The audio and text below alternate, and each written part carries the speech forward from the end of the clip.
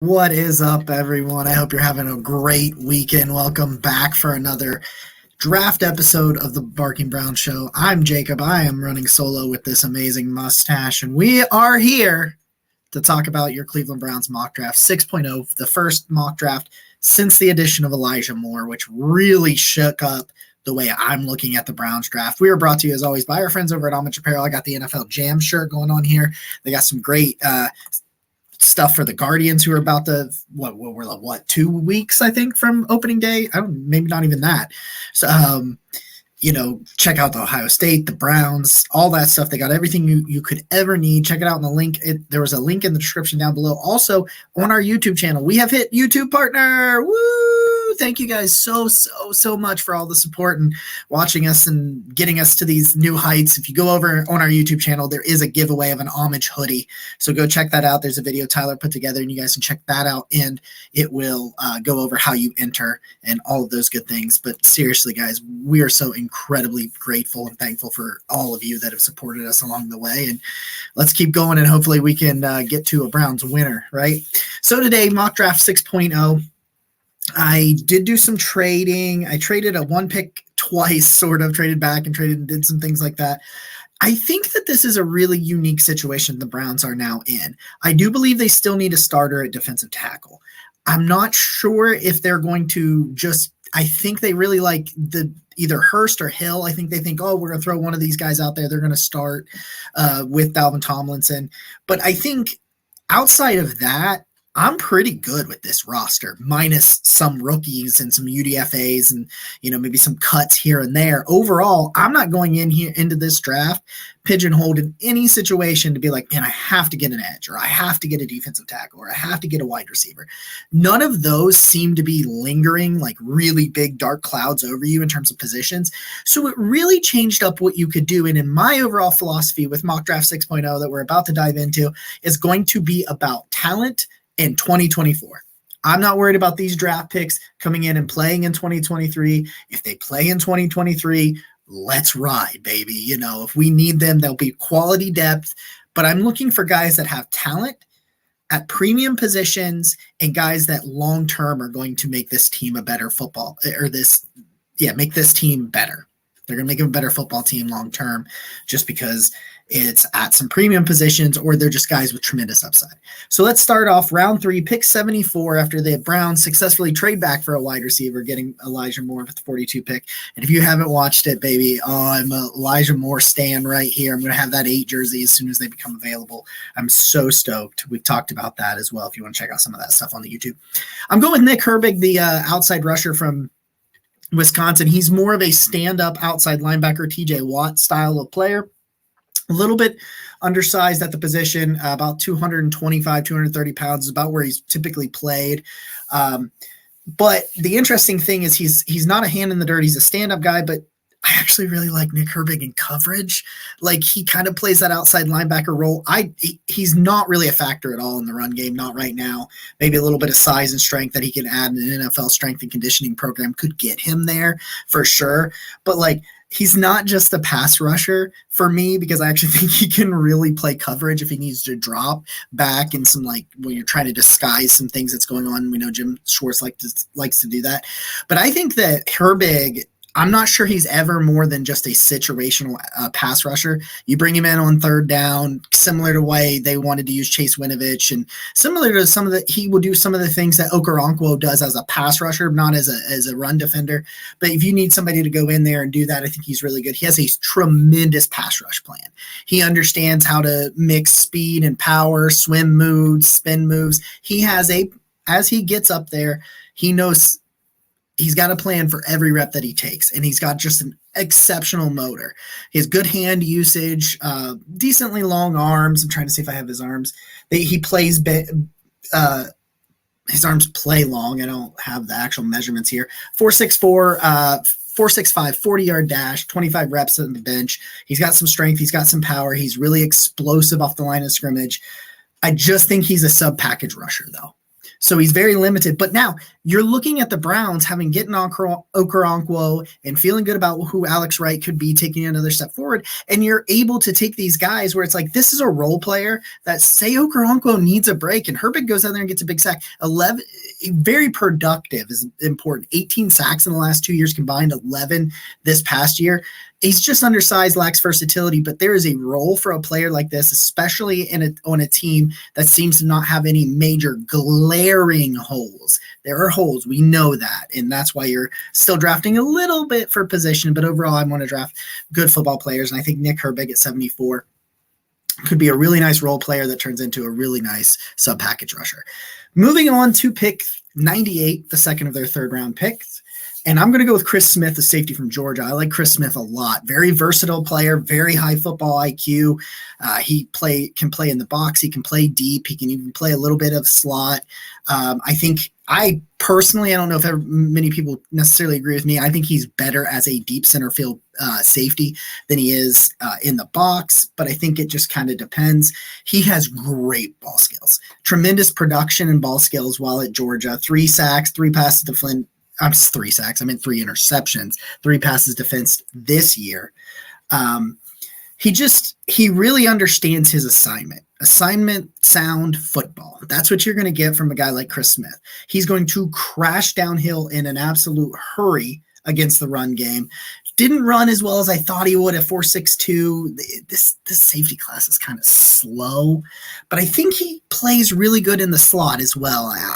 Deep free safety in the slot.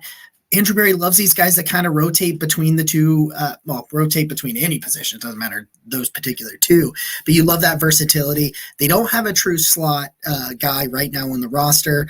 I might actually address that in a couple of picks, but getting some guys that can play that, knowing the modern NFL, especially you've got a team you face twice a year that has 3 really good linebackers or really good wide receivers. So you need someone really good in the slot to go up there. And I just think Chris Smith provides tremendous value, being able to play multiple different positions, high football IQ, really, really intelligent player, and just a quick reaction speed. Understands, sees what's going on in front of him, diagnoses it, boom, react. And I think he'd be a really, really good pick if he falls to 98 as he did. I use the PFF simulator for this one, so if he falls to 98 like he did in this one, I think it would be a really great hit. We're going to move on. Round 4, pick 111 on the board. This is where I got a little bit of fun. I took Andrew Voorhees, the guard from USC, who I believe and most people have potentially as I think he's a second round talent. He tears his ACL at the combine, still goes and does, what did he do? I got to look. He goes and does 38 reps on the bench press at the combine with a torn ACL. He then went and did it, and it wasn't like they didn't know it was a torn ACL. It was all braced up and everything. Old boy just popped down there, got that 225 on that bench, just pow, pow, pow. And that's what you get on his tape, man. An absolute mauler in the run game. He went to the Wyatt Teller's House of Pancakes College is where he went to learn how to play. He's just really, really powerful at the point of attack. He understands where to put his hands, understands how to play with leverage. He can manipulate defensive linemen's hands, and he understands how to just get in the way. And then he's got that strong, powerful upper body as well as really, really dense lower body that he anchors with. He just anchors just really well in the pass protection. I don't think he does one better than the other. I just don't. I think he's great pass blocker. I think he's a great run defender. I think he pulls really well, moves well in open space. You're going to have to redshirt him. And that's potentially why he falls to the 3rd or 4th round. He falls to the 4th round in this PFF simulated mock. And if he is there, this is a 2nd round borderline for 1st round talent. And you don't know what's going to go on with Wyatt Teller after this year. There's lots of talks about his contract, the situation. Could they move on? They're going to have to get younger and cheaper on that offensive line at some point. And I think it's going to be soon. Why not get Andrew Voorhees in here? Let him start learning from Bill Callahan. Let him rehab. He likely could be available towards the end of the season. But the thing about him being available towards the end of the season is not because you want him to play necessarily, but it's because he's going to get some really quality really quality snaps and practice and things like that with the rest of the team as he kind of transitions into it. And I just think it's just a big, powerful guy. who understands his role, understands how to play it. Sometimes he's real. What's his? I know he's bigger, isn't he? Yeah, 6'6", 320. He's just a mammoth of a human. Sometimes he plays with a kind of a high pad level because of that being that big, and he's not quite. His lateral agility is sometimes can struggle at 320 pounds and 6. I think he pulls relatively well, but I think to get going, once he gets going, he's good. But I think sometimes it takes a little bit for him to accelerate and get over there and make those plays. But in the end, this would be a home run hit if you could stash this guy on IR for a year and just have him ready and learning in the background. We move on to our second fourth-round pick 126. I'm going to take Kei'Trel Clark, the corner from Louisville, and I know exactly what's going to happen. I've already now taken 2 defensive backs. We just took a corner. We got all these corners. I will tell you one thing. You never, ever, ever have enough corners. Ever. Just to be clear, there's never enough corners. But one thing about Kei'Trel Clark, I'm going to bring up the splits for you here, guys, real quick. So he ends up playing 423 snaps at corner on the outside and 252 at slot corner. I like Kei'Trel Clark quite a bit. He's a smaller guy, he's a smaller guy with some injury history, had an ACL and some things that happened in college. Comes in about 5'10", 180 pounds. But I think he's really good, has really good instincts and versatility to play outside and inside. And the Browns need somebody. He could be one of those guys, a smaller stature, who ends up not playing some slot, but playing slot. And I think the Browns could look to get a guy who primarily does that. Yeah, we draft Chris Smith earlier, a guy that is a safety that can play in the box and do some things like that. But why not draft a guy like Kei'Trel Clark, who has excelled at times in the slot? I think he grades a little bit better in the slot than he does on the outside. He's got good speed. He runs a 4.42 at the combine, 34-inch vert, 10-foot 2-inch broad jump, a 4.21 short shuttle. Has really good lateral quickness, can change directions, and he has pretty good top line speed, which is in good ball production and instincts, and he understands what's happening in front of him. He can make the play on the ball when it's in the air. All the things you want out of a slot corner, as well as really any corner. I just think finding a guy like this that can be – you could have Clark focus on slot. And I think they're going to look that direction, and I really do think they will take another corner. They'll probably take a corner every year, and I don't have any problems with that. And I think Kei'Trel Clark, nice long arms, really good speed, good production, good instincts. I think he's a really good candidate to, be focused as a slot. Not necessarily, I don't think any of these guys I'm picking are going to be more than role players this year, barring injury. And I think that's a good thing. That's why the Browns I think their free agency has been a home run, because you're going into the draft being able to do those things. But I think with Clark, he goes in there, maybe learns to play the slot, gets some snaps if he needs to, and you have a guy next year, potentially, if you have to make a tough decision. I don't know what's going to happen with the cornerback room overall, but I would keep as many of them as I possibly can, and I'll add another here in Kei'Trel Clark. All right, guys, we are going to move right on along to round 5, pick 140, which I'm going to quickly trade away. So I'm going to send pick 140 to the Jacksonville Jaguars for a 6th-round pick, which for their 6th-round pick this year, which is pick 185, as well as their 5th-round pick in 2024. I expect the Browns to do some of this because they only have 4 picks scheduled right now in 2024. So maybe some day 3 picks they want to add. And so in this situation, I trade back and get an extra 6th-round pick at pick 185, and I get their 5th-round pick next year for that. So we'll slide back down there, and we'll be back on the clock at 142. And I'm going to take Keondre Coburn, the nose tackle from Texas. Now, this dude is a monster. Let me pull up. I forgot to pull up his measurables. 344 pounds at 6'2", and as soon as you put the tape on, you're like, yeah, that's an NFL nose tackle. This dude understands how to anchor the middle of a defensive line and just not get moved. He doesn't really do anything in the pass game. And you know what? That's fine. I don't care. We have those. But getting a dude where at the end of the game and you're gas, I think I could see I could see Coburn really finding a role in this team when it's towards the end of the game, or it's the third, fourth quarter, it's a close game, whatever, and they're trying to run it down your throats, and your defensive line, is gassed. You put Coburn in there, hasn't really played much, and he gets in there, and you're like, 344 pounds, good luck. He plays with pretty good pad level for his size. He has good hands.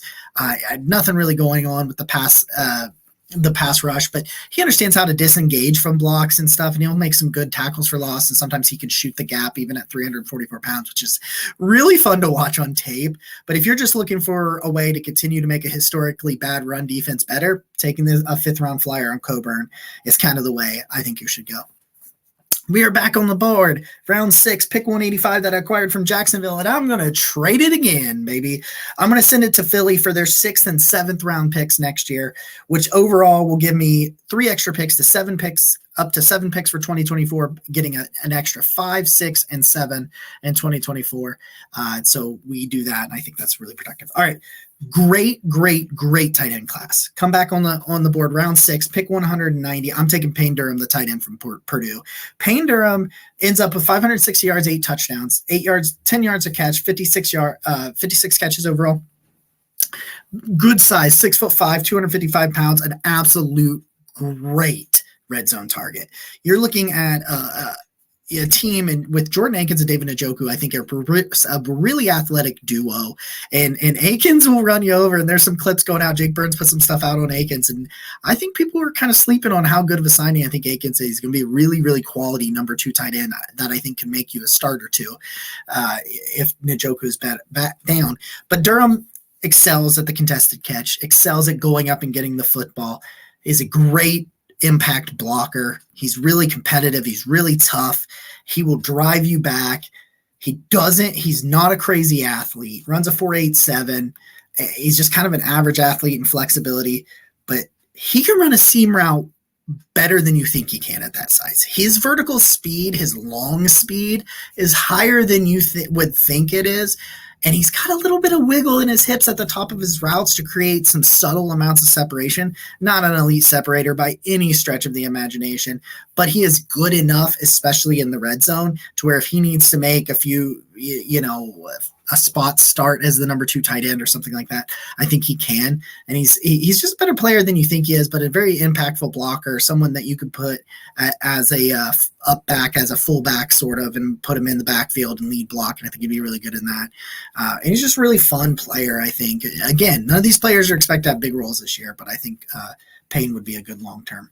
My final pick 129 in the 7th round, Mohamed Ibrahim, the running back from Minnesota, finishes with 20 touchdowns, 1,665.